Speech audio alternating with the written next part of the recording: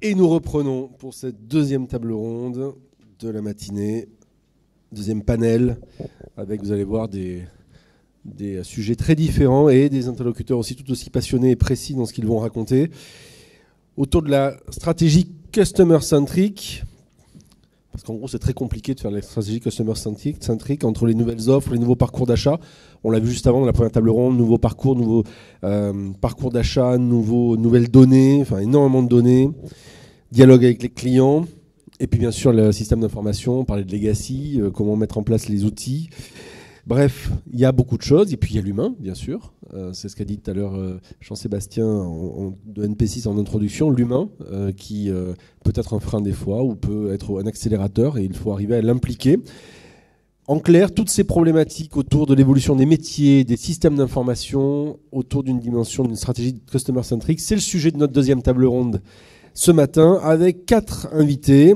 Je vais commencer par Sandrine Garnier, qui ne ressemble pas à un rond blanc, mais comme on pourrait croire sur le slide derrière moi. Sandrine Garnier, qui est responsable pôle interaction client, expérience client chez Harmonie Mutuelle, qui a la caractéristique d'être une personne de terrain, qui a été responsable de centre de gestion et maintenant responsable du pôle interaction client. Et de ce que j'en ai vu et de ce que nous avons dit ensemble, de cette expérience, elle a juré la fin des montagnes de papier à gérer, de digitaliser la première mutuelle de France et ses 4,3 millions de sociétaires, ça on dit ? Alors il faut appuyer juste en dessous. 4,5 en fait et 22, enfin je le dirai après dans la présentation, mais effectivement beaucoup de foyers, 2,2 millions de foyers, 55 000 entreprises, un peu plus de 55 000 entreprises en portefeuille. Ça fait beaucoup de monde, effectivement. Alors, nous avons juste à côté de vous, nous avons Franck Chenet, qui est Group Digital Transformation and Marketing Services Director. J'adore ces titres anglais dans les sociétés françaises. Chez Antalis. 20 ans d'expérience en direction de business unit, distribution B2B multicanal. Vous êtes passé chez Fiducial comme directeur e-commerce. Vous avez notamment aidé à la commercialisation de capsules d'huile essentielle, ai-je vu aussi, chez Skinger, pour ceux qui ne connaissent pas. C'était ma crise de la quarantaine, pendant 2 ans, et j'en suis d'ailleurs très fier. C'est le Nespresso de la douche, où vous pouvez insérer une capsule d'huile essentielle. Ouais, c'est un très bon produit. Dans la douche, ouais, c'est un très beau produit. Ah ouais. Et donc vous êtes aujourd'hui chez Antalis, qui est le leader européen de la distribution de papier, de solutions d'emballage et de produits de communication visuelle pour les professionnels. Et vous pilotez le changement et vous gérez toutes les problématiques dont nous allons parler dans quelques instants. Juste après, nous avons Frédéric Levaux. Frédéric, bonjour. Frédéric, vous êtes Chief Digital Officer, CDO chez Legrand, un ex-EY, et ex-startupper aussi, jusqu'à la prochaine, j'imagine. Consultant aussi. Vous êtes spécialisé dans les projets d'innovation digitale, la transformation digitale et les nouvelles entreprises. 25 ans d'expérience qui feront toujours la différence, dit le slogan. Oui, puis ça se voit. Dont la moitié en tant qu'entrepreneur et PDG et l'autre en tant que consultant et innovation et stratégie numérique. Et donc vous aidez en tant que CDO Legrand à transformer leur processus, leur organisation. Bref, on va voir tout ça ensemble justement parce que c'est l'objet, ça tombe bien, de cette table ronde. Et puis pour finir, nous avons Sébastien Valère. Sébastien, bonjour. Vous êtes Head of Digital and Transformation chez Carglass. Vous êtes passé par Accenture, l'équipe, le groupe Solocal, sur des postes à forte couleur marketing. Et a priori, rien ne prédestinait peut-être Sébastien à aller chez Carglass, sauf peut-être rencontrer Olivier. De Carglass, bien sûr. Et aujourd'hui, vous mettez en place le programme de numérisation à l'aide de, je cite, brillantes équipes digitales, lab et IT. Moi, je ne fais pas grand-chose, mais les équipes font beaucoup. Ouais. Voilà. Ben, c'est ce qu'on va voir ensemble, tous ensemble maintenant, pendant cette petite heure de table ronde. Et puis, comme on l'a fait tout à l'heure, bien sûr, vous n'hésitez pas, si vous avez envie de poser des questions, réagir ou autre. Je vous donnerai la parole à la fin. Mais si jamais il y a quelque chose qui vous fait bondir pendant la table ronde, allez-y, levez la main, interrompez-nous. Au contraire, on va changer un peu les habitudes habituelles. Vous voyez, les habitudes habituelles, n'importe quoi. Les habitudes de ce type de table ronde, n'hésitez pas surtout. On est là pour casser un peu les habitudes et le changement. C'est quand même la moindre des choses ici au web de la BPI. Alors, on va se poser une question très simple. Très très simple, on va commencer d'ailleurs par vous, Sébastien, c'est d'où vous partiez, le point de départ de tout ça, de cette dimension de customer centric, pour comprendre un peu le chemin et les problématiques que vous avez, les solutions que vous avez pu mettre en place sur votre chemin. Du côté de Carglass, ça donnait quoi ? Alors, en fait, chez Carglass, on répare et on remplace, comme tout le monde le sait. Et le premier point, c'est qu'en fait, aujourd'hui, il n'y a pas une voiture qui sort d'une usine qui ne soit pas digitale, puisqu'en fait, il y a des systèmes de caméras, de capteurs qui font que de toute façon, votre voiture est déjà digitale. Donc ça, c'était le premier point en fait, de départ. Ensuite, évidemment, le second, c'est nos clients. Et quand on parle de nos clients, on en a au moins deux. Le premier, c'est l'automobiliste qui vient nous voir, qui est libre d'aller où il veut réparer son pare-brise. Cet automobiliste, il vient en général très digitalisé. Enfin, il est comme tout le monde, comme ma grand-mère. Il a un smartphone, il peut prendre son rendez-vous comme il veut. Mais la particularité de cet automobiliste, c'est que pour 9 clients sur 10, ils sont tous assurés bris de glace. Donc, ce qui veut dire que celui qui va payer à la fin, c'est l'assureur. Donc pour nous, il y a un enjeu excessivement important, c'est que, on veut que l'automobiliste soit le plus heureux possible quand il vient chez nous. D'abord parce que c'est notre culture, mais aussi parce que s'il est heureux, on va permettre à l'assureur de voir son client heureux aussi, et donc conforté dans le fait d'avoir choisi la bonne compagnie d'assurance. Heureusement pour nous tous, ça ne nous arrive pas tous les jours d'avoir des problèmes avec notre compagnie d'assurance. Donc ces moments-là de fragilité en général, quand on a besoin d'eux, c'est qu'il y a un problème. C'est qu'il y a un problème. Et donc, ils ne peuvent pas se tromper. Et donc, nous, en faisant un service de très bonne qualité, on va leur permettre de réassurer les clients. Et puis, par ailleurs toute la problématique de gestion administrative qui est très compliquée dans l'assurance, dans le bris de glace, c'est aussi quelque chose que l'on prend en charge totalement. Et donc là, assez rapidement, vous tombez dans des problématiques de parcours client et de digital. Et puis il y a aussi vos salariés. Et puis alors, et je termine par le plus important, ce sont les collaborateurs. C'est-à-dire que ça ne fonctionne bien que si nous avons des collaborateurs qui sont heureux, qui ont envie de venir tous les matins travailler. Et on aura probablement l'occasion d'en reparler, mais chez nous, personne ne se considère comme étant un réparateur de bris de glace. On est avant tout une entreprise qui fait du service pour les clients. Et quand vous allez chez Carglass, si certains d'entre vous y sont allés, vous allez vous rendre compte que ce qui est le maître mot, c'est le service client. Alors justement, je rebondis là-dessus. Tout à l'heure, on a clos la table ronde précédente en parlant du NPS. Et Christophe disait que TF1 disait que quand on dépassait les 70, comme Amazon ou Netflix, c'était le Graal. Vous, le vôtre, il est de... Donc le NPS, c'est clair pour tout le monde. Oui, le Net Promoter Score, on expliquait tout à l'heure. C'est combien de clients vont vous recommander. Donc nous, on est à 84. Voilà. Donc c'est un score de basket. Voilà, c'est ça, là, ça vous donne un peu le niveau de jeu. Très bien, on va revoir ça dans quelques instants, justement, comment est-ce que vous travaillez. Donc vous, de votre côté, il y a une dimension tripartite, finalement. On pense toujours à l'automobiliste qui a un bris de glace, mais en fait, derrière... il y a encore bien sûr le salarié et puis bien sûr au milieu de la compagnie d'assurance, qui est un grand enjeu. Tous les projets qu'on va mener, globalement, ont ces trois composantes. À chaque fois, on va se poser la question du client final, du donneur d'ordre, l'assureur, et puis évidemment du collaborateur qui va devoir lui mettre en œuvre. Frédéric, côté Legrand. Alors Legrand, c'est... un acteur en fait qu'on côtoie sans vraiment le connaître forcément quand je parle consommateur final au sens habitant dans un appartement ou une maison, puisqu'on a peut-être des prises d'interrupteurs ou autres Legrand. Donc c'est une société plutôt à l'origine de B2B, mais qui évolue justement, qui a une problématique qui évolue vers, je simplifierais par du B2B2C, ou tout au moins une évolution d'un nouveau marché. Ça a été ça, effectivement, la grande question pour nous, c'est d'abord d'essayer d'identifier le client. Parce qu'en gros, on a des métiers très très différents. Donc Legrand, on est numéro 1 ou numéro 2 mondial, suivant les calculs, dans la distribution d'électricité à l'intérieur des bâtiments, résidentiels, maisons. Donc les Français connaissent bien Legrand, parce qu'on a tous, en général, un interrupteur Legrand à la maison. On a tous touché un jour un interrupteur Legrand. Voilà, ça c'est à peu près sûr. Après, dans d'autres pays, on est complètement sur des métiers professionnels, d'installation, de tertiaire, de bâtiments de construction. Et donc la première chose qu'on a commencé à faire, c'est se poser la question, qui est notre client ? Et effectivement, alors si j'en avais 2, 3, je serais content. Les réponses étaient, on était au-dessus de 10, en gros. Parce qu'on travaille avec des distributeurs, on travaille avec des grossistes, on travaille avec des promoteurs immobiliers, on travaille avec des sociétés de construction, on travaille avec des électriciens, des quincailliers, enfin bon, vous mettez tout ce que vous voulez là-dedans. Donc le premier travail, c'était de se dire qui sont nos vrais clients. Et effectivement, le B2C, le consommateur final rentrait assez peu, l'utilisateur du produit rentrait assez peu là-dedans, parce que c'était toujours des produits qui sont prescrits en général. Et donc le travail était d'abord de se dire, tous ces clients-là, quels sont les clients qui sont importants, quels sont ceux, comment est-ce qu'on va les adresser. On ne parle pas de la même façon à un grossiste international, à un promoteur immobilier et à monsieur ou madame Intel qui veut faire une belle rénovation de son appartement et choisir un bel interrupteur avec son architecte. Voilà, donc nous, on va répondre à la question d'où on vient un peu loin d'un travail de concentration, d'un monde traditionnel industriel B2B où, pour schématiser, on poussait du stock chez les distributeurs, à comprendre un client final, un utilisateur, ce qu'il veut, ce dont il a besoin, quel est son parcours et comment se passe la prescription, comment se passe tout le chemin, tout le parcours qui est plutôt complexe dans notre cas.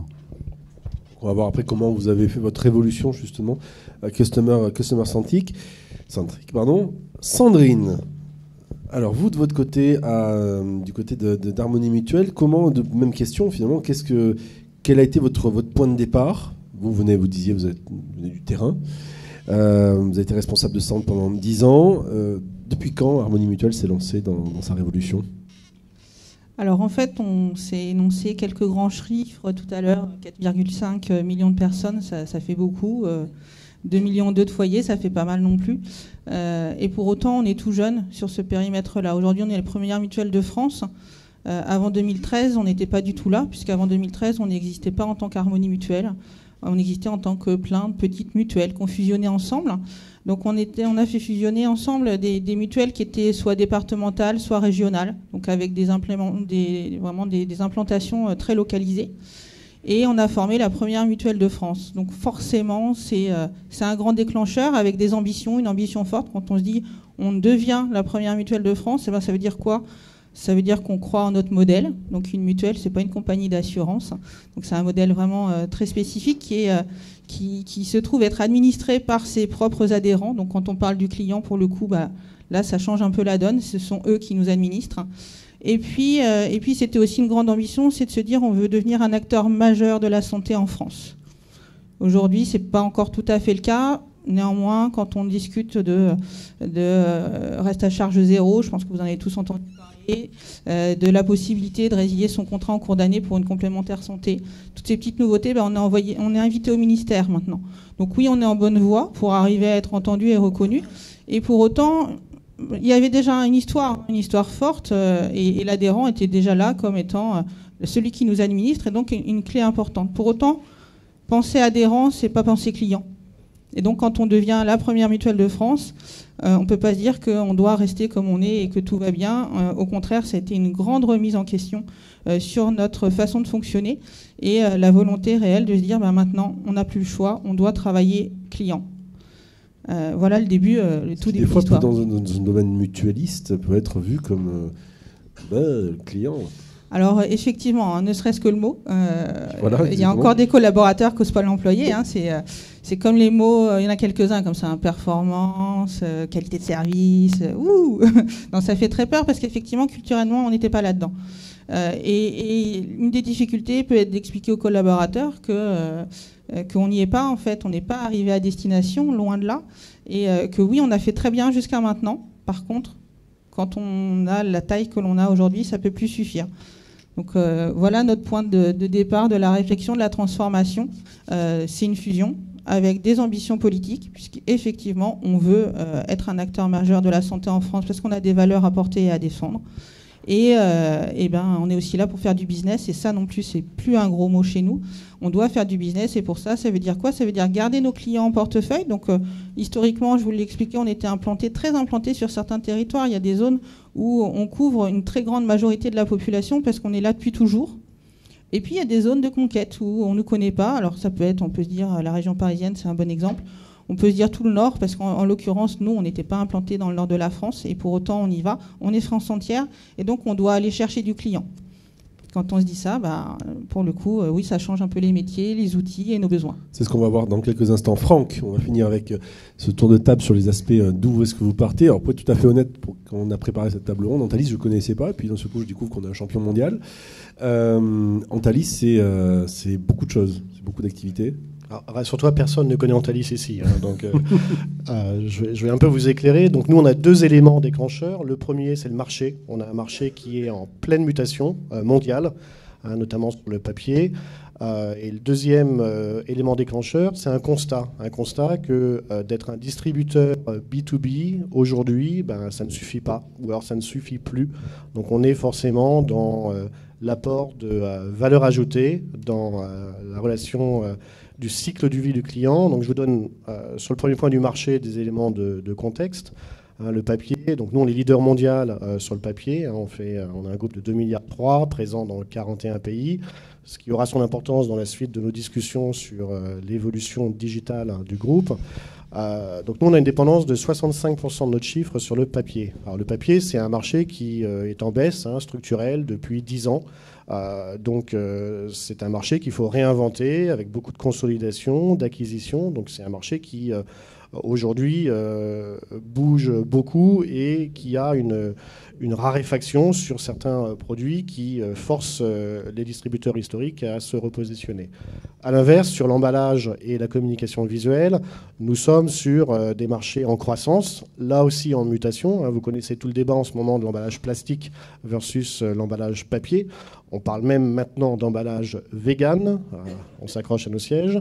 Donc on va bientôt avoir une vraie révolution sur ce périmètre-là, qui va d'ailleurs être réglementé par la Commission européenne. Donc c'est aussi prendre les devants. Et sur distributeurs B2B, de manière classique, nous, notre révolution, on l'a commencé dans le digital il y a un peu plus de 3 ans.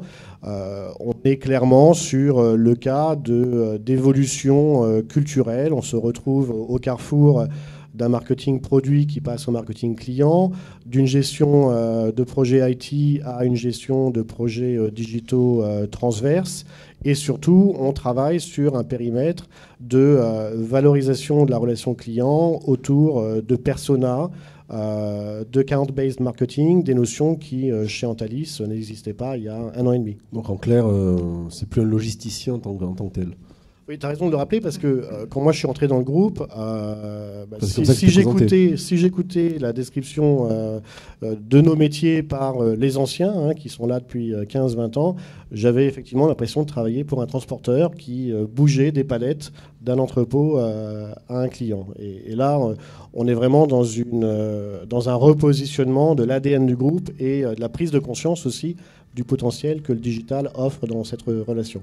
Donc des points de départ très différents, mais à chaque fois un élément déclencheur qui va faire que vous allez commencer à vous réfléchir comment vous allez évoluer. Justement, parce que tu as le micro, Franck, garde-le pour l'instant. Justement, cette notion d'étincelle, ce changement, tu as commencé à l'aborder, ce changement de point de vue, est-ce qu'il y a eu un élément déclencheur fort, on va dire, si ce n'est qu'on voit des tendances, voilà, il y a moins de papier, etc. Mais quel a été véritablement le changement fort qui dit, bon, maintenant on s'y met, on fait du customer centric parce qu'il y a un moment, ça ne va plus aller. Très souvent, on voit des boîtes qui disent on s'y mettra lorsqu'on verra, donc c'est la stratégie de la vache à lait. Et puis il y a un moment où il y a quelque chose qui se passe et on dit bon, on va peut-être y aller. Chez Antalis, quelle a été cette étincelle ? Si tu veux, historiquement, nous, c'était on présente nos métiers à tout le monde et puis le client est suffisamment intelligent pour prendre ce qui va l'intéresser. Ça a peut-être marché à un moment, ça ne marche plus parce que dans la diversité de nos clients, on va passer de l'imprimeur à l'architecte, au décorateur d'intérieur, à l'acheteur d'emballage industriel. Donc lorsqu'on a lancé notre nouvelle plateforme sur le Pilote France, on a pris une approche de persona où désormais... Sur Antalis.fr, c'est ça ? Sur Antalis.fr, oui. Et l'approche du persona, chez nous, ça a été une vraie révolution parce que c'est vraiment ce qui va driver dès l'accueil de nouveaux clients en ligne, puisque lorsque vous créez un compte en ligne, chez nous, outre vos critères classiques de livraison, facturation, etc., vous identifiez votre propre persona lors de l'inscription, ce qui nous permet, dès le mail d'accueil en termes de bienvenue, de personnaliser la relation, de vous donner le livre blanc sur les tendances couleurs de la décoration d'intérieur en 2019, l'invitation à un événement sur l'emballage industriel, etc., etc. Et de fait, le client peut également, on en parlait, je crois que c'était TF1 qui citait l'exemple, on peut également adapter sa navigation sur Antalis.fr en étant sur un créneau où le client emballage décide d'être que sensibilisé sur son périmètre, même si on a pas mal de cross-selling entre l'imprimerie et l'emballage, mais on a vraiment une volonté d'animation, ce qui fait qu'on a aussi restructuré toute la chaîne de production en interne, hein, du chef de produit au chef de marché. On a introduit des nouveaux postes autour du social media avec tout le dispositif, aussi bien de blog, de social selling, etc., qui là encore sont des compétences nouvelles chez nous, hein, qui n'existaient pas il y a encore 2 ans. Donc l'idée, c'est vraiment de dire, on a une approche persona, on répond aux pain points et aux besoins de nos clients, on parle un peu moins d'Antalis, on a une approche beaucoup plus sectorielle de la relation, et à partir de là, on va avoir un dispositif, je crois qu'on parlera des outils un peu plus tard, mais qui va prendre en charge, dès l'accueil du client, ce process de nurturing et d'évolution de la relation dans son cycle de vie. Persona, c'est un terme qui revient beaucoup. On l'a eu lors de la première table ronde. Combien de personas ont été déterminés ? Nous, on a 7 personas, on a 7 plus 1, on a 7 personas business, donc à partir, encore une fois, de nos métiers. Et on a un 8e persona qui est le collaborateur, puisqu'on part du principe que le candidat à l'embauche chez nous, qu'il soit en recherche de poste permanent ou apprentissage, alternance ou stage, on l'anime comme un persona parce qu'on va avoir, via la marque employeur, via son accueil, une approche qui va lui permettre d'être, là encore, embarqué dès son premier contact avec Antalis. Parce que on est aussi conscient que Antalis, on n'est ni Google, ni LinkedIn, ni Microsoft. Donc, un jeune qui sort de l'école de commerce n'a peut-être pas le réflexe immédiat de vouloir travailler chez Antalis. Alors que sur la digitalisation notamment, on a des jeunes qui s'éclatent avec des projets transverses qui sont absolument passionnants. Donc un vrai changement culturel. On n'est plus un logisticien, on n'est plus là pour battre le record du monde de livraison ou de rapidité de livraison, on est là pour délivrer autre chose. Sébastien, du côté de chez Carglass, donc on le comprend, il y a un point de départ très marqué. Enfin, c'est une société qui a une 30aine d'années, c'est ça, un peu plus. Quelle a été pareil cette étincelle par rapport à cette notion de service client, sachant que là, on l'a bien vu, il y a une relation qui est tripartite. Bon, en fait, nous, c'est vraiment génétique. C'est-à-dire que Carglass, c'est en France depuis 30 ans. En fait, c'est une boîte au départ sud-africaine. Moi, j'ai toujours en tête l'histoire que Gary Lubner, qui est notre patron et qui est le petit-fils du créateur d'entreprise, raconte. Il avait 10 ans. Au départ, ils étaient à Cape Town, puisqu'avant ils avaient tout un circuit, enfin un réseau, d'abord en Afrique du Sud. Et un client arrive, c'était un samedi, devait partir en vacances pendant 4 jours avec ses enfants. Le matin, son pare-brise avait été fissuré en 2, il ne pouvait plus conduire. Et en fait, son père, qui était le patron de la boîte, qui n'était pas aussi grosse qu'aujourd'hui, mais est allé au centre avec sa voiture, son fils, et il a dit à son client, je ne peux pas vous le réparer parce que je n'ai pas la pièce en stock, mais voilà les clés de ma voiture, et vous revenez dans 4 jours et votre voiture sera réparée. Donc ça, quelle belle histoire.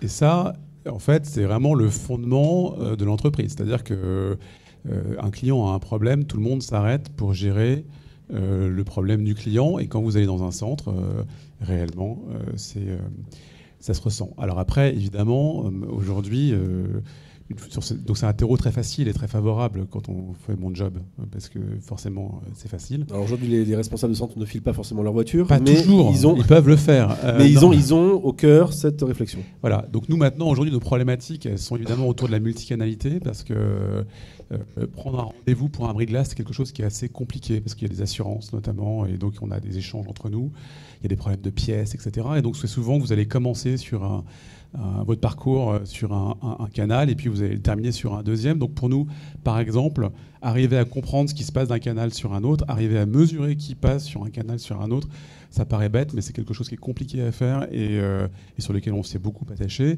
On a aussi beaucoup travaillé sur les parcours clients, on a aussi des personas. On a aussi, comme je vous le disais, des partenaires. Donc d'abord les assureurs. Moi, ça m'a toujours fait rigoler parce que chacun travaillait sur ses parcours clients. Mais en fait, lui, le client, quand il a un bris-glace, son parcours, c'est pas que Carglass ou c'est pas que l'assureur. En fait, c'est un parcours global. Donc, on est allé voir les assureurs. On leur a dit, écoutez, plutôt que de réfléchir chacun très bien dans nos coins, essayons d'avoir une réflexion globale. On va vous ouvrir nos cahiers, donc on va vous expliquer aussi ce qui se passe pas bien chez nous, pour faire en sorte d'identifier où sont les pain points, où sont les moments de plaisir pour le client, et de faire en sorte d'arriver à passer au-dessus. Donc, ce qui fait qu'aujourd'hui, par exemple, un des points importants pour nos clients, mais qui est aussi important pour les automobilistes, c'est que si vous êtes client, je ne sais pas, Allianz ou autre, il se peut que votre assureur vous parle dans notre parcours client. Donc, c'est comment est-ce qu'on permet à un assureur de rentrer en contact avec son client pour le rassurer ou pour lui vendre d'autres choses. On a d'autres cas aussi, on a fait un gros partenariat avec Noroto. Aujourd'hui, Noroto a totalement arrêté la réparation de bric-glace. Donc, si vous êtes dans n'importe quel centre Noroto aujourd'hui, vous allez pouvoir prendre rendez-vous et on va vous emmener chez Carglass ou un centre Carglass qui est dans le centre Noroto. Là, c'est pareil. On a raisonné totalement globalement à tel point que les outils de réservation de Carglass sont directement intégrés dans le SI de Noroto. Parce qu'aussi, on pense collaborateur et que si un collaborateur de Noroto, il a des milliers de produits à vendre, donc si on ne lui simplifie pas la vie, il n'y a aucune chance qu'il prenne un rendez-vous. Donc il y a une dimension de fluidité et d'interconnexion. Voilà. Donc tous nos sujets sont vraiment beaucoup sur cette fluidité, cette simplification, l'aspect multicanal et comment on prend en compte la problématique de nos partenaires. Ça, c'est ce qui permet d'augmenter le nombre de leads, j'imagine aussi. Alors, on va être très très clair. Le NPS, c'est juste pour faire plus de chiffre d'affaires. On adore nos clients, mais à la fin, on aime aussi faire plaisir à nos actionnaires. Un client heureux est un client donc, qui dépense, donc qui fait du chiffre d'affaires. Qui revient. Et qui revient, exactement, tout à fait. Sandrine, de votre côté, donc vous avez expliqué un peu le point de départ, c'est cette fusion de cette myriade de mutuelles en une grande marque. Et qu'est-ce que ça pose comme problème? Parce que j'imagine que chacun arrive pose dans la corbeille de la mariée ses problèmes, ses avantages, tout ce qui va bien, son système d'information aussi. Comment on rassemble les morceaux? Alors effectivement, on est pile dans le sujet. 13 SI au moment de la fusion, donc 13 systèmes d'information. Forcément des mutuelles historiques qui n'étaient pas du tout de la même taille, donc des outils maison, des outils du marché, voilà, totalement divers et variés. Certains avaient un CRM, d'autres pas, certains avaient une JET, d'autres pas. Donc effectivement, une belle corbeille, bien remplie, mais un beau bazar aussi. Il nous a quand même fallu pas moins de 5 ans pour réussir à harmoniser tout ça. Et ça a été vraiment un investissement financier pour l'entreprise lourd, un investissement de temps et humain lourd qui a fait qu'il ne faut pas se mentir, on a pris du retard sur le reste. La digitalisation, elle est restée un petit peu de côté, le temps qu'on arrive à avoir tous les mêmes outils. En parallèle de cette contrainte d'outils, on avait aussi une contrainte culturelle qui était, alors on l'a tous compris, on est tous attachés viscéralement à notre adhérent. Par contre, on n'avait pas tous tout à fait la même histoire et l'enjeu, c'était de faire une entreprise unique. Donc, alors, je vous passe le détail du nom de l'entreprise parce que ça a dû être folklore. Ça a été super sympa et ça l'est encore. Il y a encore des gens qui écrivent aux anciennes mutuelles d'avant, qui écrivent toujours pas Harmonie Mutuelle parce que c'est pas même côté client, c'est pas facile un changement de nom. Et pour les collaborateurs non plus, j'entends encore. Moi, je suis un ex Prévadiès, moi, je suis un ex machin. Effectivement, c'est voilà, culturellement, on n'y était pas encore. Et il a fallu embarquer tout ce petit monde dans cette nouvelle vue de l'entreprise, avec une volonté également de se dire, ok, jusqu'alors, la mutuelle, concrètement, c'est quoi? C'est j'ai des gens dans des agences qui vendent des contrats, j'ai des commerciaux qui vendent des contrats à des entreprises, et puis alors, j'ai un gros bac qui traite toutes ces tonnes de papier qu'on reçoit dans les centres de gestion. Et quand je dis des tonnes, c'est vraiment parce que c'est des tonnes. En fait, quand on envisage un déménagement, on se préoccupe d'abord de comment on va loger les armoires avant de se préoccuper de où on va loger les gestionnaires. Donc c'est une sacrée réalité. Et aujourd'hui, en tant que client, on est tous dans la salle. Je pense que le papier, on en a tous soupé, on n'a plus envie de le faire. Donc une fois qu'on a eu fini... Thalys, vous aimez bien, mais là un peu moins de ce coup-là. J'entends, on avait un bon contact au début, mais bon voilà. Le papier, au début de l'histoire, je veux bien, mais quand il arrive chez moi, j'aimerais bien qu'il soit digitalisé maintenant en fait. Donc comme ça, on va pouvoir rester amis. Donc effectivement... on peut se dire, oui, mais après tout, pourquoi cette haine envers le papier? Non, j'ai pas de haine envers le papier. J'ai une sacrée problématique, c'est qu'on a une tonne de données, parce qu'une fois qu'on a un SI commun, on a toutes les données qui vont bien.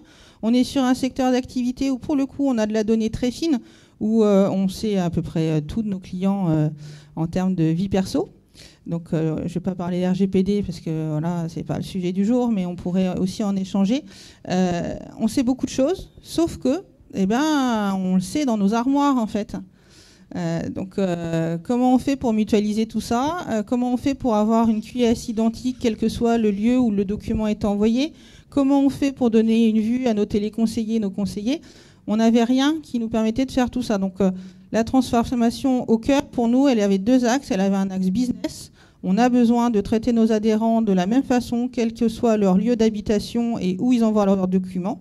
Donc, ça a un sujet de localisation et un sujet de traitement de la demande, quel que soit son canal d'entrée. Donc, on était en retard, hein, mais pas tant que ça. On avait déjà une appli mobile, on avait déjà des extranets.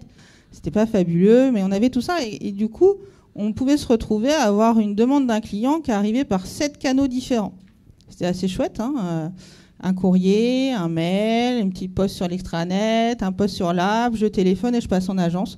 On l'a déjà vu parce qu'on a des gens un peu stressés hein, quand on a des gros frais, on a envie de savoir où on est sa demande de remboursement. Donc on a engagé effectivement une grande modernisation de nos outils de front, app, parce qu'elle était sympa l'app, mais un peu vieillotte. Quand on est en dessous de 3 en termes de notation, on commence à se dire qu'il faut faire quelque chose quand même. Et un front qui était un canal extranet qui était bien, mais très très très peu utilisé. Et quoi qu'on en dise, une fois qu'on se dit ça, je ne gère pas l'omnicanalité. Donc on a mis en place un outil, puisqu'on a quand même une grosse masse de traitement derrière, un outil de case, donc le BPM, qui nous permet d'administrer et de réceptionner en entrée l'entièreté des canaux utilisés par nos clients. Donc peu importe par où l'adhérent nous contacte, la demande, elle va toujours entrer dans cet outil de case. Et la puissance de cet outil, c'est qu'en fait, ça nous permet de communiquer en temps réel avec notre client et de lui donner la vue sur l'avancement de sa demande. Donc, quand on dit ça, la première fois où moi, on me l'a dit, à l'époque, j'étais encore en gestion, je dis ouais, enfin... Vous n'y avez pas cru. Si tu me racontes n'importe quoi. Et là, en fait, on m'a dit non, c'est pas n'importe quoi, si tu viens travailler avec moi. Donc voilà, je suis partie pour aller faire ça. C'est comme ça que l'histoire de mon changement de fonction a commencé, parce qu'en fait, il y a beaucoup de gens qui avaient envie que ça change, et on n'avait pas les outils. Donc le changement d'outil a été un axe majeur. Et une fois qu'on a utilisé cet outil de BPM, alors on y travaille encore tous les jours, hein, mon équipe plus particulièrement, on s'est retrouvé à avoir une masse d'informations où on s'est aperçu que les gestionnaires faisaient simplement des opérations de saisie, parce qu'on a des actes très répétitifs, chronophages, à faible valeur ajoutée, où il n'y a pas besoin d'analyse. Donc on s'est dit, on va faire autre chose, on va essayer de robotiser tout ça. Donc on a mis du RPA derrière, qui nous permet justement de s'affranchir. RPA pour ceux qui ne connaissent pas. Alors le RPA, en fait, c'est une robotisation. Alors c'est pas Wally ou un autre, hein, c'est pas un vrai robot, c'est des traitements informatiques qui viennent saisir à la place du gestionnaire. Donc le robot, on lui apprend simplement à faire exactement la saisie que ferait le gestionnaire. C'est une mécanique d'algorithme qui permet de remplir de manière automatique. Totalement. Donc il y a une question d'assistance. Oui, ouais, tout à fait. Alors après, en termes de modélisation, parce que c'est pareil, quand on a commencé à parler robots, c'est une technologie qu'il faut expliquer, qui fait peur, qui fait rigoler au début, hein, parce que tout le monde a vu les Wally débarquer dans les centres de gestion, et non, pas du tout. Par contre, c'est une puissance de dingue de mettre des robots, parce que toutes ces tâches qui ne nécessitent pas l'intelligence humaine, le gestionnaire, il ne fait pas que de la saisie, hein, il a avant tout une compétence et une expertise. Par contre, il passait beaucoup de temps à saisir des choses. Le robot le fait à sa place aujourd'hui. Justement, on va voir dans quelques instants comment ça a géré, on va dire, ou ça a aidé éventuellement peut-être à l'adoption ou au frein. Mais avant ça, on va juste finir sur ces aspects on va dire de transformation, de point de départ d'étincelle avec Frédéric, parce que Legrand, c'est encore une autre histoire. C'est que là, d'un seul coup, il y a une révolution technologique, ou tout le monde quelque chose de nouveau qui débarque et qui va changer beaucoup de choses. Oui, disons que il y a quelques années, quelques dizaines d'années, la vie était un peu un long fleuve tranquille. Hein. L'interrupteur, il n'a pas vraiment changé depuis pas mal de temps. Et puis il y a une petite société en Californie un jour qui s'appelait Nest et qui a commencé à lancer un thermostat connecté. Bon, c'est pas tellement le côté connecté, parce que le côté connecté, nous on fait de la domotique, ça s'appelait de la domotique depuis très longtemps, des systèmes connectés, etc. On savait le faire, mais c'était propriétaire, c'était ouvert, et c'était surtout, on était connecté à nos installateurs, pas au client final. Le client final était connecté à son installateur. Et là, derrière la révolution Nest, IoT sérieux, on va dire, IoT installé dans la maison, vous avez le client final qui parle à la marque du produit. Donc on s'est dit, bah, ça on sait faire aussi. Hein. Donc on a lancé un programme en 2015 qui s'appelle Elliot, donc électricité IoT. Et on a toute une gamme d'objets connectés maintenant, donc les interrupteurs, les prises, la gateway à la maison, le disjoncteur, le compteur, etc., etc. Donc vous avez tout ça, et donc on l'a pris par une approche produit. Effectivement, on saura faire les meilleurs produits connectés. C'est vrai, nos produits connectés sont très très bons. Maintenant, le produit connecté, l'IoT, c'est le haut de l'iceberg en termes de transformation de l'entreprise. Parce qu'un objet connecté, c'est plus de software et moins de hardware. Donc c'est des compétences différentes que vous devez avoir dans vos équipes. Hein. Donc vous changez d'un métier où on a des grosses presses hydrauliques pour faire des millions et des millions d'interrupteurs en plastique à, tiens, il nous faudrait des ingénieurs vachement plus calés en Linux, en embedded software, pour faire des cartes avec un memory footprint super petit pour pouvoir consommer moins, etc. etc. Okay. Et puis derrière, vous faites un cloud. Ah oui, tiens, c'est vrai, les données, là, comment est-ce qu'on va les remonter? C'est quoi un cloud? Donc il va peut-être falloir que tout ça remonte dans 1, 2, 3, 4. Combien de clouds?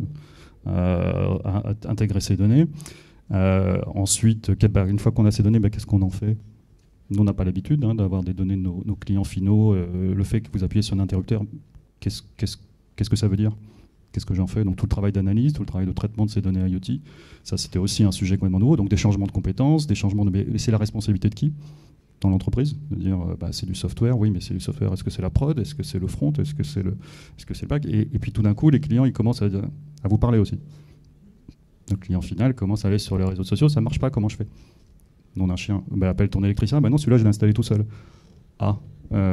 Donc voilà, on a une relation directe qui se crée, réseaux sociaux, interpellations sur les apps, etc., les notations, les applications qu'on a fait, qui changent complètement le modèle d'organisation traditionnel de wholesale, installateur, distributeur, et puis, etc. Donc effectivement, ce changement, nous, l'IoT, en fait, a totalement accéléré la transformation qu'on voyait, le rythme de transformation qu'avait Legrand. Donc les innovations technologiques, on en a fait toujours, mais au rythme que l'on avait d'habitude, avec des produits, des cycles de vie de produits qui étaient beaucoup plus longs. Et puis vous avez tous faisiez par catalogue aussi, vous étiez... Le catalogue Legrand, le catalogue de 950 pages qu'on donne aux électriciens. Alors ça, c'est très intéressant parce que c'est aussi un joli tabou, ça. Je suis désolé pour le papier encore. Décidément, Franck, c'est vrai. Mais c'est vrai que... Mais il faut écouter ses consommateurs. C'est très intéressant parce qu'on a effectivement toute une génération d'électriciens qui ne jurent que par ça, sinon pas leur catalogue. Voilà, donc c'est le tabou absolu dans la maison. Surtout, on ne touche pas au catalogue. N'empêche que sur certaines générations d'électriciens plus jeunes, le catalogue, ils disent je ne peux pas rechercher dans le catalogue. Et eux sont nés de la recherche, le search, donc ils veulent des apps, ils veulent des choses beaucoup plus. Donc le catalogue existera toujours, mais j'ai comme l'impression qu'il va un peu en pente et qu'il va un peu mourir. Le moteur de recherche version tableau des matières, ça marche plus vraiment bien. Voilà, ça marche un peu moins bien. Et donc tout ça, en fait, vraiment, l'IoT a été notre accélérateur, a été notre vecteur pour transformer à la fois tout le groupe en termes d'opération, en termes de responsabilisation, en termes de compétences et de développement, et puis tout le côté client-utilisateur, de se réorienter vers la notion de persona, de parcours client. On a dû faire ce travail aussi, aller vraiment parler aux utilisateurs, identifier nos personas pour pouvoir répondre le mieux aux besoins. Et effectivement, une chose qui est complètement nouvelle pour nous et qui est très intéressante, c'est que ce contact direct nous amène énormément de données, énormément d'informations, énormément de connaissances beaucoup plus fines que ce qu'on pouvait juste avoir auparavant, à la fois de l'installateur et de l'utilisateur final. Franck, ça va? Ça va. Ok. Donc, alors justement, c'est très intéressant de voir que Sandrine, comme Frédéric, prouve qu'il y a un changement de business, il y a une évolution. Vous le disiez tout à l'heure, vous avez plusieurs produits, pas seulement que le papier, mais vous avez donc des populations qui sont notamment aussi des populations, j'imagine, de commerciaux la plupart du temps, sur le terrain, avec leurs clients habituels, etc., etc. Alors, si on attaque vraiment la partie... Alors, on a bien compris le changement client. Maintenant, si on voit les gens en interne, les salariés, ceux qui portent, ceux qui doivent embrasser ce changement, et très souvent, quand il y a un changement, d'habitude, on a une réaction peut-être un peu de rejet. Comment est-ce que ça a fonctionné? Comment vous avez finalement fait en sorte d'éviter les freins et de convaincre tout simplement en interne par rapport à cette logique de changement où j'imagine on dit mais jusque-là tout va bien, ça marche bien, ça va bien. Pourquoi est-ce qu'on devrait devenir customer-centric? Moi je le connais mon client.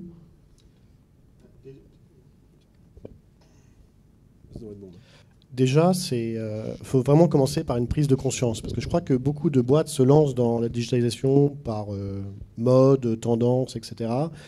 Et je crois qu'on veut arriver à la fin avant d'avoir commencé par le tout début. Donc, on a vraiment travaillé ce périmètre, cet audit un peu interne, hein, qui n'est pas financier, là, mais qui est humain, de compétences, etc. Et je me rappelle, puisque la création, quand je suis arrivé, j'ai créé cette direction digitale pour le groupe, et je me rappelle de Frédéric, qui est une chef de produit chevronnée depuis 15 ans dans le secteur d'activité, et qui me a regardé un peu blanchâtre et qui m'a dit tu vas me digitaliser. Et il a fallu que je lui explique, parce que si vous voulez, il y avait cette crainte et cette incompréhension, parce que bien souvent la digitalisation est un mot qui est un peu utilisé. Je crois qu'en préparant, je t'avais dit que c'était un peu la sauce tomate que tu mettais aussi bien sur les pâtes que la pizza, etc.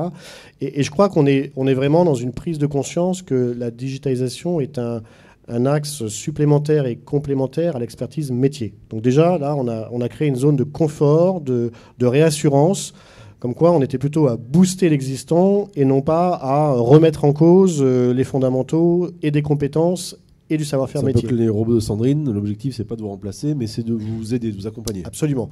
Alors après, on a dû travailler par l'exemple. Je vais rebondir sur le cas du commercial terrain, hein, donc faut penser au commercial qui vend de l'emballage très bien depuis 20 ans, qui connaît effectivement très bien ses clients, qui d'ailleurs me dit, en clair, Franck, je n'ai pas besoin de toi, puisque Monsieur Dupont, je le connais très bien. D'ailleurs, si tu as une question, n'hésite pas, tu m'appelles. Et en fait, l'idée, c'est vraiment de montrer au commercial, et c'est le cas, que Monsieur Dupont, qu'il croit connaître, par des données analysées dans son cycle de vie, que ce soit des données transactionnelles, son historique de vente, son comportement d'achat, des données de profiling, puisqu'encore une fois, comme je le disais tout à l'heure, M. Dupont, quand il vient sur le site et qu'il s'inscrit pour créer son compte, pour participer à un événement, on va collecter de la data sous un modèle de marketing progressif. Tu réponds à 3 questions, tu en as 3 autres qui viennent à ta prochaine visite, de manière à ce qu'on informe le commercial via une information descendante sur un projet, une navigation, et c'est le 3e type de données, c'est la donnée comportementale, sur justement le fait que ce fameux Monsieur Dupont, que le commercial croit connaître, on lui apprend qu'il a visité telle ou telle page du site, ou alors qu'il s'est aventuré dans le téléchargement d'informations ou de livres blancs, par exemple, qui sont en dehors de son champ habituel. Parce que de manière classique, et encore plus, je pense, dans le B2B, le commercial, qui connaît bien son client, il a un rythme de visite scripté qui est très habituel. Donc, c'est la dernière nouvelle, la dernière commande, est-ce qu'elle a été bien livrée, est-ce que tout va bien. Bon, on est vraiment dans un mode qui est très habituel. Donc là, on montre au commercial que que le canal web est apporteur d'informations, de valeur ajoutée dans la relation client. Et à partir de là, on a petit à petit une force de vente qui s'auto-évangélise, qui évangélise son client, qui encourage son client d'aller en ligne parce que on va l'enrichir par son persona, par un partage de contenu. Nous, on travaille aussi parce que je connais tous votre amour du papier, mais le papier, c'est aussi du papier magnétique, c'est du papier connecté, c'est de la réalité augmentée qu'on rajoute à tous les supports imprimés. Donc ça veut dire qu'on a aussi, nous, une responsabilité en tant que leader du marché d'apporter cette connaissance sur les tendances. On travaille avec un écosystème de start-up qui, eux aussi, travaillent sur les problématiques de colorométrie, etc. Donc il y a vraiment une vie autour de ces périmètres produits et de services qui, aujourd'hui, sincèrement, le commercial, d'une, ne peut pas capter toutes ces informations et le couvrir dans un rendez-vous d'une demi-heure, et ne peut pas non plus... on veut, en fait, repositionner le commercial comme un ambassadeur différent de la marque Antalis. Et c'est-à-dire qu'à partir de là, on doit aussi monter tout un réseau de connectivité entre le CRM, la plateforme de marketing automation, la visite en ligne, pour vraiment avoir cette vue à 360 degrés qui, chez Antalis, avant, était un peu un fantasme et qui devient de plus en plus une réalité. Donc ça veut dire aussi qu'il y a une question de montrer à quoi ça sert, comment ça peut m'aider, ça ne va pas me remplacer. Comment on pousse ce type de population à remplir l'outil? Parce que c'est bien gentil de mettre un outil. Moi, je l'ai vu plein de fois dans plein de boîtes. On met des super outils, puis en fait, personne ne le remplit ou personne n'a envie de le remplir de la bonne manière. Et qui plus est, typiquement un commercial terrain qui, l'administratif, il en a soupé quand il rentre le soir. Donc, comment on donne cette impulsion pour faire en sorte que le truc tombe pas à l'eau ou que quasiment il y ait une sorte de... On va saper un peu le truc discrètement en ne jouant pas le jeu du siège qui nous donne un nouvel outil? Bon, déjà, c'est difficile au départ. Il faut vraiment enclencher la dynamique. Alors nous, on a utilisé quelques leviers. Déjà, on essaye par équipe régionale d'avoir un champion digital, donc quelqu'un qui va avoir une appétence particulière sur ce type de technologie ou d'information. Après, on a, sur des thématiques précises, lancé des incentives qui ne sont pas forcément des incentives financières, mais un peu de gimmick sur justement l'appropriation du canal web et en gérant justement cette appropriation encore plus proche du métier. On travaille également sur la valorisation des efforts par les équipes. Donc il y a des points d'information sur comment bien renseigner son profil LinkedIn. Enfin, on essaye d'avoir justement...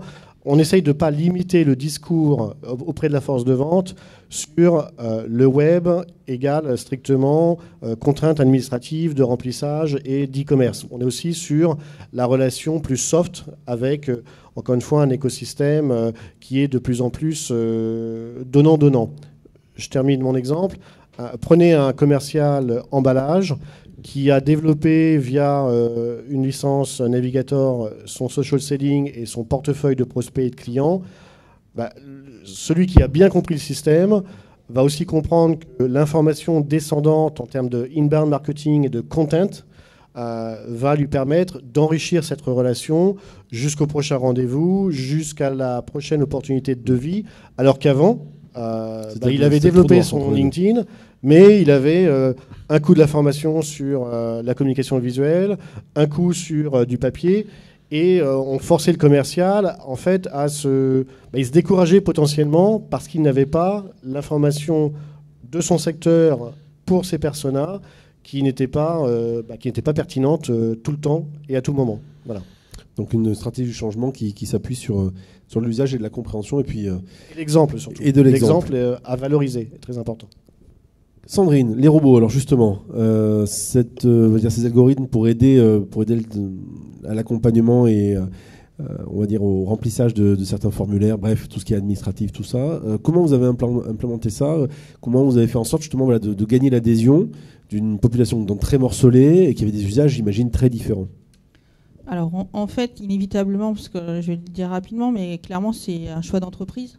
On a l'appui de la direction. Je le souligne parce que on a eu quand même, on va pas se mentir, des gens qui ont eu peur. Le changement, ça fait peur. Donc peur du changement, peur de perdre son niveau d'expertise. Voilà, le robot, il va faire quoi? Un manque de confiance, il va faire n'importe quoi, le robot. Non, on t'explique qu'il va faire ce que toi tu fais, exactement la même chose. Oui, mais non. Le client, il ne va pas être bien servi. Et puis, de façon très pragmatique, la peur de perdre son emploi, tout simplement. Donc, si on n'a pas l'adhésion de la direction pour communiquer, pour expliquer que non, en fait, on n'a aucun objectif de perdre des effectifs, puisqu'au contraire, on veut faire rentrer des nouveaux clients. Donc, comment faire rentrer des nouveaux clients si on veut y arriver sans recruter? Eh bien, il n'y a pas le choix, il faut qu'on arrive à automatiser les traitements. Donc ça, on peut le dire. On l'a dit avec plein de nouvelles technologies de communication, des choses qu'on ne connaissait pas, avec des enquêtes salariées extrêmement poussées, avec la restitution complète des enquêtes. Alors des enquêtes qui touchaient tous les sujets, de la rémunération au quotidien, ton lieu de travail, enfin voilà, un panel énorme. Des émissions de radio en direct avec la directrice présente pour répondre aux questions des utilisateurs. Donc il y a eu beaucoup de questions autour des robots. Voilà, le robot et mon emploi, demain je vais devenir quoi? Et des réponses en direct. Donc voilà, un vrai courage de la direction pour appuyer. Donc là, c'est toute la strate de communication pour nous appuyer dans le changement. Et puis au quotidien, on a été modélisé pour de vrai en s'asseyant à côté d'un gestionnaire et en lui disant, voilà, je t'ai pas menti, moi le robot, il va faire exactement ce que tu fais, donc montre-moi ce que tu fais. Et donc ça, on l'a fait, on l'a réitéré, on a fait le tour de... Alors il y a 45 centres de gestion chez Harmonie Mutuelle, répartis dans toute la France. Donc on n'a pas fait le tour de tous les centres, on en a fait déjà pas mal pour justement qu'il n'y ait pas un seul lieu où on ait compris la logique du robot, mais bien l'idée, c'est d'évangéliser un petit peu partout. Et donc les premiers robots, en fait, comme on les a construits avec les gestionnaires, eh ben, les gestionnaires qui ont construit le tout premier, ils étaient hyper fiers. Mais une fierté de dingue, hein, parce que le premier à avoir fait le robot, tant et si bien qu'ils ont posté sur les communautés internes de l'entreprise, ils ont accepté de faire des vidéos. Alors, le gestionnaire, à la base, est plutôt quelqu'un d'introverti, qui n'aime pas du tout venir dans ce type d'instance. Et je dis pas ça parce qu'avant, j'étais en gestion, hein, mais effectivement, c'est pas du tout son truc. Faire des vidéos, intervenir aux émissions de radio pour communiquer, pour expliquer qu'en fait, c'est juste génial pour eux dans leur quotidien, parce que ça leur permet de faire leur vrai métier, donc analyser et expliquer. Donc déjà, là, on avait remporté un morceau de la bataille, mais pas tout, hein, parce qu'on avait juste les premiers avec lesquels on avait travaillé. Et en fait, on a eu une idée qui peut surprendre certains. C'est que nous, les robots, on a décidé que c'était pas la prod qui les lance, c'est le gestionnaire qui les lance. Et c'est le gestionnaire qui pilote les robots.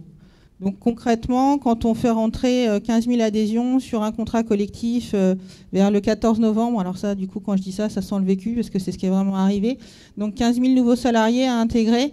Là où, je vais vous le faire rapidement, un gestionnaire, il traite 30 adhésions par jour, donc 15 000, 30 adhésions par jour. Le robot, il a fallu 3 jours pour traiter les 15 000 adhésions.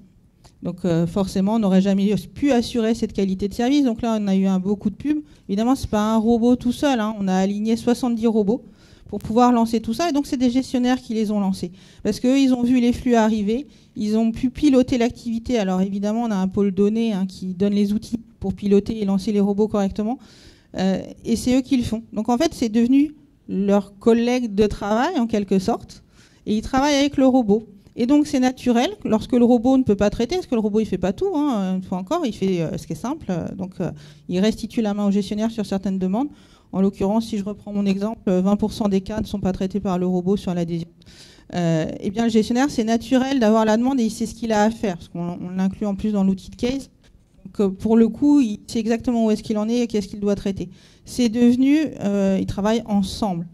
Et ça, sincèrement, entre lancer un robot par une équipe de prod et lancer un robot dans un centre de gestion, bah, c'était une des clés, je pense, pour pouvoir leur permettre de bien symboliser la logique de changement de customer centric. Dans quelques instants, vous allez pouvoir poser toutes les questions que vous le désirez. Puis après, il y a un déjeuner cocktail. Frédéric, justement, pareil, cette notion de frein, cette notion d'acceptation, de changement, vu la multiplicité de gens que vous adressez, comment est-ce que vous avez pris le sujet? De quelle manière vous avez réussi à imposer cette logique de customer centric, sachant que j'imagine, un peu comme chez Antalis, on disait jusqu'ici tout va bien, ça marche plutôt bien quand même dans l'ensemble. Oui, ça marche toujours bien, hein. Ça, il n'y avait jamais de souci. Donc, nous, on est parti de cette problématique déjà de dire, comme on avait beaucoup de clients, d'essayer d'aligner tout le monde déjà sur qu'est-ce que c'est que le client. Et comme on est une société assez pragmatique, terrain, hein, on est de Limoges, très concrètement, théoriser un peu sur le customer experience, tout ça, customer centricity, parler de persona, de parcours, à un codir, ça marche pas trop, quoi. Donc on s'est dit, ce qu'on va faire, on va être extrêmement concret. J'ai nommé 2 personnes au comité de direction en charge avec moi du projet Customer Experience, hein, qu'on a appelé comme ça. Donc quelqu'un du front, quelqu'un pas du tout du front, plutôt des opérations. Et on est allé voir les clients. Et on a fait plus de 50 entretiens vrais, directs, alors avec une agence, enfin un conseil. Et ce qu'on a demandé aux membres du comité de direction, c'est de ne pas dire qu'ils étaient de Legrand, et d'écouter. Et juste d'écouter les gens dire, donc des jeunes, des nouveaux, des installateurs, des clients finaux, etc. Où les gens nous racontaient leur parcours, justement, hein, très concrètement. Donc on n'a pas parlé, on n'a pas théorisé, mais tous les irritants, les pain points ressortaient de cette manière-là. Et donc, et ça a rendu extrêmement concret tout le travail en disant, bah voilà, en fait, parce qu'il y avait des mythes, le mythe de « ah mais chaque pays est différent ». Mon client ici, c'est pas le même que là. En Espagne, un électricien, c'est pas du tout le même. Puis en fait, quand on fait les 2 entretiens avec l'espagnol et le hollandais, c'est à peu près la même chose. Il n'y a pas grand-chose qui change. Les irritants, c'est les mêmes. Le parcours, c'est à peu près le même. Et au bout de ces 50 entretiens, ils ont compris. Ils étaient convaincus. Il nous fallait ce sponsor, ce soutien de très très haut niveau pour ensuite dérouler tout le reste, la méthodologie, le discours, le vocabulaire, et amener derrière de la motivation, des projets et du budget pour lancer ces choses-là en interne. Parce qu'effectivement, si on part un peu trop Si on ne va pas sur le terrain très concrètement, le client, je le connais très bien, ça fait 25 ans que je les pratique, ils veulent exactement la même chose, toujours la même chose, moins cher et mieux, enfin bon, ce genre de choses. Et là, ce n'était pas le sujet. Le sujet, c'était vraiment de rentrer dans la compréhension des nouveaux parcours, comprendre ces nouveaux installateurs, les jeunes générations. Quand un jeune installateur vous dit moi je fais tout sur WhatsApp, et que vous avez votre membre du CODIR qui dit quoi ? Je n'ai pas bien compris. Voilà, donc voilà, ça, c'est des choses qui ont rendu claires, concrètes et efficaces le sponsorship, le travail sur le terrain pour ensuite dérouler des programmes de transformation. Et quand on est une société comme Legrand qui est très rationnelle, j'imagine qu'on va dire mais ça marche bien, ça va nous coûter de l'argent tout ça c'est bien gentil l'IoT et tout, les nouvelles générations, mais comment on montre justement que c'est un investissement sur l'avenir ? Alors, oui, ça coûte. Et ça, c'est un des premiers points, c'est que le digital, ça coûte avant de rapporter. Ça, il faut déjà faire passer le message. C'est souvent... en fait, on a fait d'outils aussi, j'imagine. Oui, en fait, on fait deux choses. Il y a des choses sur lesquelles on peut très vite avoir des paybacks très rapides. Parler de RPA, des choses comme ça. C'est des choses sur les opérations qu'on peut faire, de la digitalisation, de la numérisation. Donc, on montre qu'on peut faire du payback rapide sur certains éléments, dans moins d'un an, sur des sujets data analytics aussi. Et puis, il y a des sujets qui sont plus long terme. Effectivement, investir sur du customer experience, ça veut dire... Au-delà dans quelques années, ça sera la fidélisation qui va augmenter, ça sera l'upsell, ça sera le cross-sell. Et donc, on peut effectivement montrer qu'il y a aussi des ROI, mais qui sont un peu plus lointains, avec une nécessité de transformation, avec aussi une pression concurrentielle. C'est-à-dire aussi le fait que les autres le font. Et comme, justement, quand on parle au client, très naturellement, il va vous dire, l'appli de l'autre, là, elle est vachement bien faite parce que je peux faire ça comme ça. Et donc, là, au moment, vous n'avez pas le choix. C'est de l'investissement et vous devez bouger, vous devez vous aligner. Du côté de Carglass, Sébastien, donc on a bien compris que la notion de customer centric, elle est centrale à l'entreprise, dans les gènes. Et pour autant, j'imagine qu'il faut entretenir la flamme. Puis il y a des évolutions technologiques, il y a des nouveaux métiers. Vous ne faites pas que du bris de glace. Comment est-ce que tout ça, vous l'entretenez pour faire en sorte que les équipes continuent à être aussi performantes ? Alors, je pense qu'il y a un point qui est clé, c'est aussi que là, on parle de transformation digitale et c'était des grands programmes. En fait, je crois que c'est fini, les programmes de transformation digitale, c'est que globalement, c'est tout le temps en train de changer. C'est-à-dire qu'on ne peut pas dire, vous allez voir, on va faire le RPA, puis après, hop, c'est fini. Il y a toujours quelque chose qui va arriver. Donc il y a une problématique très forte qui est qu'on sait que le premier frein, en général, au changement, c'est les individus. En fait, on est dans un tunnel là, qui ne va jamais s'arrêter de changement permanent. Donc, pour nous, ce qui est clé, c'est l'engagement de nos collaborateurs. C'est-à-dire que si vous n'avez pas des collaborateurs qui sont engagés et qui finalement ont envie de vous accompagner, alors on ne dit pas en permanence vous allez changer. En fait, c'est devenu un état normal. Vous allez avoir un gros souci, c'est qu'une fois que l'effort est terminé, en fait, il y en a un deuxième qui reprend. Et à la fin, c'est qu'une histoire de bons hommes, de femmes qui ont envie d'y aller. Alors nous, la première chose, c'est que Olivier de Carglass, que vous voyez dans la pub, déjà, il existe vraiment. C'est vraiment un collaborateur et on le met en avant. On organise les championnats du monde du changement de pare-brise. C'est des vrais championnats du monde. On loue un grand stade, etc. Tous les pays viennent, c'est extraordinaire. Je veux venir voir ce que ça ressemble. Vous allez voir, c'est une expérience dingue. Non, en fait, tout ça pour dire que... Le comité de direction, nous, on n'est pas très... Quand tout à l'heure, tu disais, j'ai des collaborateurs formidables. C'est vrai qu'en fait, les gens qui sont vraiment très importants chez Carglass, c'est les techniciens. Parce que, en fait, sans les techniciens, très sincèrement, moi, je ne suis pas payé. Donc, la troupe d'élite, ce sont les gens dans les centres. Nous, il se trouve qu'on a 450 centres. Donc, il y a une vraie complexité de transformation pour s'assurer que le service va être redonné de manière homogène. Alors, ce ne sont que des centres en propre, donc on n'a pas la problématique de franchise, qui sera encore autre chose. Mais on a vraiment cette problématique donc, du collaborateur. Et pour nous, ce qui est central, c'est que le collaborateur, il va avoir envie de venir, non pas parce qu'on va lui vendre des projets de transformation géniaux, ça marche pour les gens du siège, mais ce qui va faire que tous les matins, les gens ont envie de se lever, c'est son manager. Donc nous, la première chose qu'on va faire, c'est bête, mais c'est la qualité du recrutement. Donc en fait, le technicien de Thonon-les-Bains, il a envie de changer, il a envie, nous aujourd'hui, en un an, on est passé avec des techniciens qui aujourd'hui accueillent des clients, vendent des batteries, vendent des essuie-glaces, vendent des filtres, ont des smartphones pour faire des... En fait, il y a un an, ça n'existait pas. Donc en fait, vous les avez équipés. On les a équipés. Enfin, on leur demande de faire plein de choses nouvelles. Il n'y a eu aucun problème. Ce n'est pas grâce à moi. C'est essentiellement grâce au manager. Parce que le manager de proximité, lui, il est bienveillant. Alors quand on dit bienveillant, c'est pas pour faire dans les slides, c'est qu'il aime vraiment. On va prendre des gens qui aiment vraiment les gens, comme on fait un travail de service.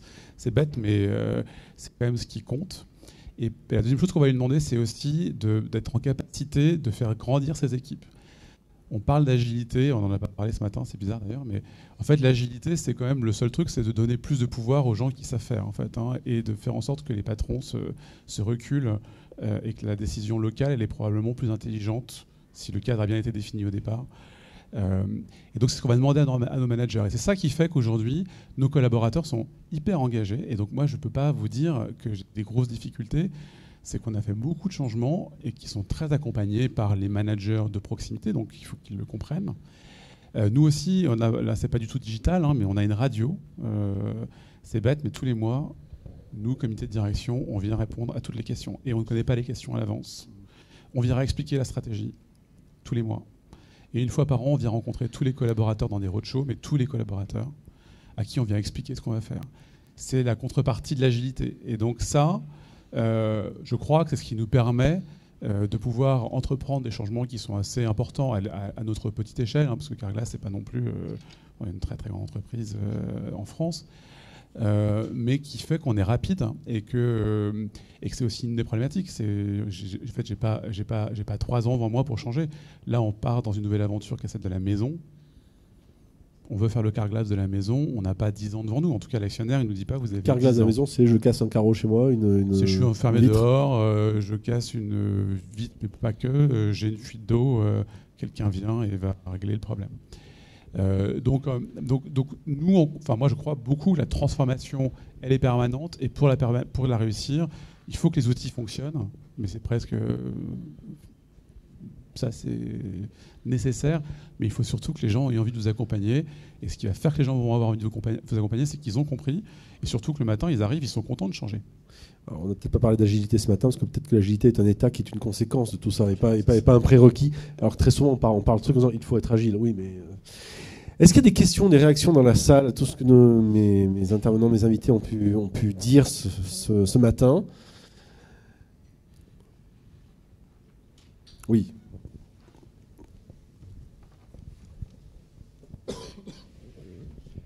Merci. Bonjour à tous, Olivier Catelin, moi je suis responsable e-commerce digital chez Stanley Black & Decker, donc dans l'outillage. Ça m'a beaucoup intéressé tout ce que vous avez dit, parce que je m'y retrouve beaucoup dans les problématiques qu'on peut affronter. J'avais une question notamment pour Frédéric Levaux chez Legrand.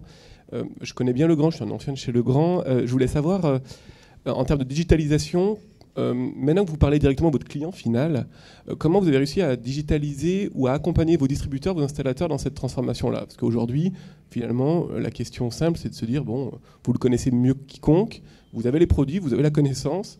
Aujourd'hui, comment faire vivre encore ce modèle économique-là, B2B, un peu long terme, quand le fabricant, d'autant plus quand il a une marque forte, connaît très bien son consommateur final.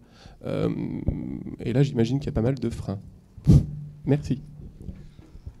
Ben oui, enfin, il y a une chaîne de valeur, comme on appelle ça, une chaîne de valeur que l'on souhaite garder, que l'on souhaite préserver, parce qu'en fait, effectivement, on a une chaîne de distribution et de valeur un peu complexe, donc producteur, grossiste, installateur et client final. Le fait qu'on ait justement de la connaissance de l'utilisateur final, pour moi, justement, doit enrichir nos 2 autres canaux, c'est-à-dire nos grossistes, nos distributeurs et nos installateurs. Donc, et c'est assez récent. Ça a démarré récemment. On a vu un changement, j'allais dire, d'attitude dans la relation avec les distributeurs, notamment les grossistes, hein, les grosses sociétés. Tous les fabricants ont en général des relations un peu tendues avec leurs distributeurs, hein, c'est le moins qu'on puisse dire. On se déteste, on s'adore. Et là, en fait, il y a un consensus autour de la donnée client, de la donnée d'usage, et de se dire, il faut, en fait, si on ne travaille pas ensemble, il y a un petit gars qui s'appelle Amazon qui risque effectivement de nous embêter un petit peu. Et très concrètement, Amazon, il est sur du produit, du volume. Et effectivement, la chaîne qu'on a mis en place, donc vous pourrez toujours trouver sur Amazon des choses moins chères, plus rapidement, et que vous avez essayé d'installer vous-même avec un petit tuto sympa sur Internet. Tiens, je vais refaire mon électricité. Oui, bonne chance avec certains produits chinois.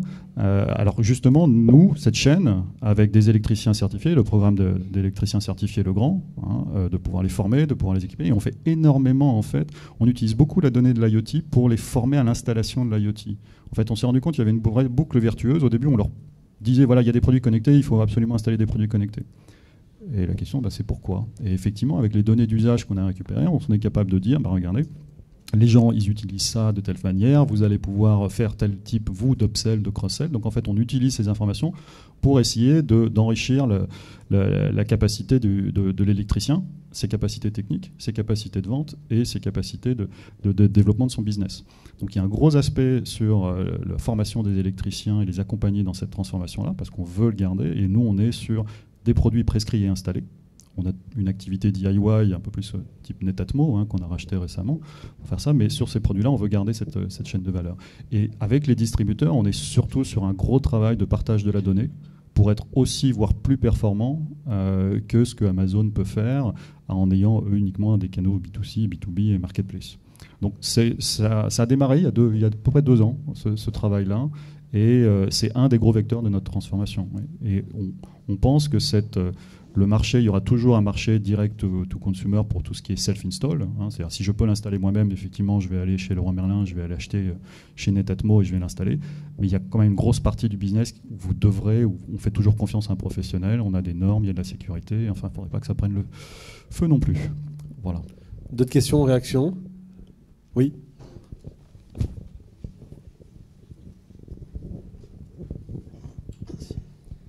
Bonjour, Florent Bouteillou, je travaille chez Target, donc je pense que personne non plus ne connaît Target ici. Si, voilà. Donc qui est dans le revêtement de sol. Et bon, pareil, vos expériences, notamment celle de Franck, me parlaient beaucoup. Et j'avais une question pour vous concernant, vous parliez de communication descendante, donc toutes les interactions sur les plateformes web qui sont redescendues ensuite aux sales. Je voulais savoir un petit peu en pratique comment ça s'est mis en place, quels outils sont utilisés, et est-ce que vous avez pu calculer un apport business en fait via ces interactions, des téléchargements de documents, des demandes de devis, des choses comme ça, avec les vendeurs. Je connais Target, donc on est 2 dans la salle, c'est pas mal. 3 même. Bonne question. Je pense que ça commence déjà par le... Nous, on a désiloté les sales et le marketing. Parce que tant tout à l'heure, on parlait du digital versus l'IT. On a aussi un autre combat dans les grands groupes de distribution, c'est sales et marketing. On a réussi à les mettre autour de la table avec une approche de comité éditorial tous les mois, où on identifie les sujets qui soit remontent des commerciaux en termes de préoccupation marché, tendance. On a aussi nourri le dispositif par un écosystème de veille en social media, des influenceurs, etc. Donc là, plutôt sur la partie communication visuelle, avec, encore une fois, la communication visuelle chez nous, c'est l'habillage des boutiques, c'est la décoration des flottes de voitures de commerciaux, c'est la décoration de bâches sur des monuments en travaux, etc., etc. Donc il y a aussi un vrai vecteur de communication, de marque, etc. Donc c'était donner en amont, faire un audit en amont de ce contenu éditorial. Après, en termes de format, on a plusieurs circuits. On a de manière classique la newsletter interne. On a la redescente via notre plateforme de social media Outsuite qui permet via un ambassadeur programme de partager des contenus par persona. Donc on a une masse de contenu. Après on descend sur le secteur emballage, imprimerie, communication visuelle. Chacun va faire son marché sur moi je suis commercial, j'ai besoin de ça. Moi je suis prescripteur, je présente des papiers de luxe chez Vuitton, Chanel, etc. Donc je vais prendre des tendances de couleurs. Le papier, en fait, maintenant, est de plus en plus texturé. On a du papier velours, magnétique, métallique. Donc on a aussi tout un process de consultation où la data en termes de contenu, de tendance est hyper importante.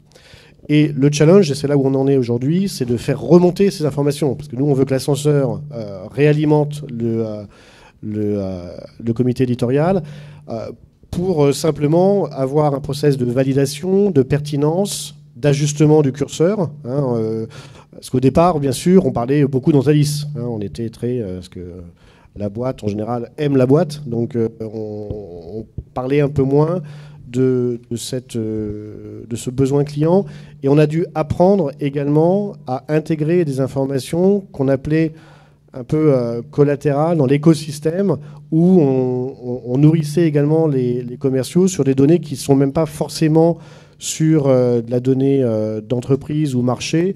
Donc on parlait, par exemple, le secteur de la mode peut éclairer des tendances dans la communication visuelle auprès de nos prescripteurs. Donc on a aussi développé un écosystème d'éveil beaucoup plus large et on injecte un peu de la liberté aussi parce que bien souvent, l'ambassadeur se prend pour vraiment l'ambassadeur. C'est-à-dire que tout d'un coup, ils se sont incarnés d'un pouvoir Antalis très fort et il faut le mettre à l'aise sur le fait que d'aller naviguer sur d'autres sites, se nourrir et partager cette information par, encore une fois, l'ascenseur qui remonte, c'est non seulement OK, mais à la limite, c'est une nouvelle attente de nos collaborateurs pour enrichir cette machine éditoriale. C'est ça, en fait, le vrai challenge. C'est pas tant le canal de diffusion, parce que le canal de diffusion, on utilise tous les leviers actuels et on commence d'ailleurs à travailler sur WhatsApp, etc. Parce que la nouvelle génération, notamment dans l'imprimerie numérique et la communication visuelle, sont sur des techniques de pointe en termes de communication où nous, on ne peut pas rater le virage. Et l'une de nos difficultés, c'est également qu'on est sur un marché, peut-être à l'inverse d'autres, où on n'est pas très challengé par nos concurrents. Il y a un gap assez important entre Antalis et le numéro 2 ou numéro 3 en termes de digitalisation et d'innovation. Donc nous, on a aussi cette volonté en interne, lorsqu'on lance des projets autour de ces thématiques, de garder au moins 2 ans d'avance sur les techniques qu'on met en place. Dernière question, pour tenir l'horaire, on a un tout petit peu déjà dépassé, mais c'est passionnant. Je vais essayer d'être rapide. Alors bonjour, Marie-Laure Bunel. Je représente Sergic, donc, qui est une ETI immobilière basée à Lille, qui vit actuellement sa transformation digitale, notamment dans la recherche d'innovation, nouveaux produits, la refonte de produits digitaux également, et dans l'acquisition, enfin un peu comme tout le monde finalement. Sergic se fait accompagner par une agence de design hacking, qui s'appelle 4060 Studio d'ailleurs, pour ne pas citer. Design hacking, c'est un nouveau terme qui mixe donc les outils du design pour aller collecter la donnée, mais plutôt qualitative, avec donc la data du growth hacking qui du coup permet de matcher donc le design avec la data et permet de sécuriser les innovations. Voilà, donc ça a beaucoup aidé les projets digitaux de Sergic, dans les choix qui ont pu être faits et dans les investissements financiers qui ont pu être faits. Ça a également permis d'abandonner certains produits qui n'étaient pas assez, qui répondaient pas assez au marché. Voilà. Donc, passons ce contexte et étant donné que vous utilisez, j'entendais parler de personas, de pain points sur vos parcours, comment vous utilisez la data dans vos choix d'innovation, dans vos recherches de nouvelles astuces, nouveaux canaux d'acquisition. Voilà, comment vous utilisez la data dans vos innovations.